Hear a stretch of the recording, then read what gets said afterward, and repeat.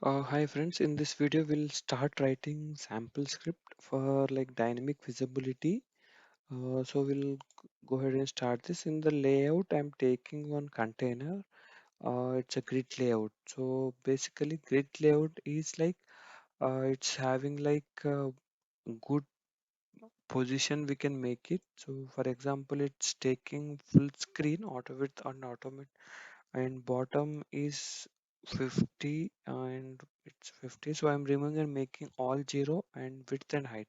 So this grid layout is occupying entire screen, so I'm dividing that screen to two parts, like so two rows, so that is equally divided, but I am making downside is 5%, one is top is 1% and bottom is 5%, so that looks like this. So two cells we have created with the grid layout. So one is for header and one is for a detail section kind of thing. So here top side we how we can adding one basic component like drop down box. In drop down, so how we are making like drop down, so we can make it any name like a drop down SPV or something. So we have added a drop down. So how we can add the items in this one? So what are the list items? So items I am adding like chart one,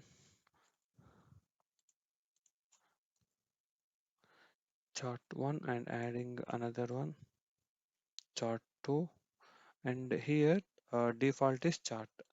Okay, here this we have added as a drop down box, and now we are here adding sample chart here as discussed earlier. So I'm selecting the data source one, and similarly I'm copying this and right click and paste.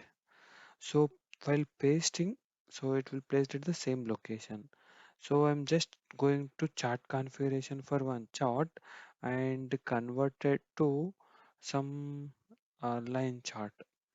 So I'm converted to line chart here, and some properties, all the properties will be there. So you can select and you can increase the size of the line also. Okay. So I'm just increase the line, and now both the things are getting displayed. For each and every component and top side we have a true visibility true option will be there. So for one I'm making off. Okay, so now we have done the change adding the two charts and one drop down. So how this will get work based on the selection chart one chart will display one by selecting another chart two will need to be displayed, right? So go to this. So here we are performing action, so on select event, so this all comes under events. On select I'm writing C, so it's a very simple script. So here if you write some drop key, and if you control and space no, it will automatically displays all the values. So I selected this drop down dot, there will be get selected text, get selected value. So we have given value is chart one, right? Chart one. Okay, we have get selected as a chart one. So I'm writing some if condition. So if this get selected value is chart one, so we need to put some condition, and else if it's a chart 2, so what need to be performed. So if it is chart 1, only one chart need to be displayed, right? So if you just type chart 1 and set visible chart 1 is true, and just copy and paste same for chart 2.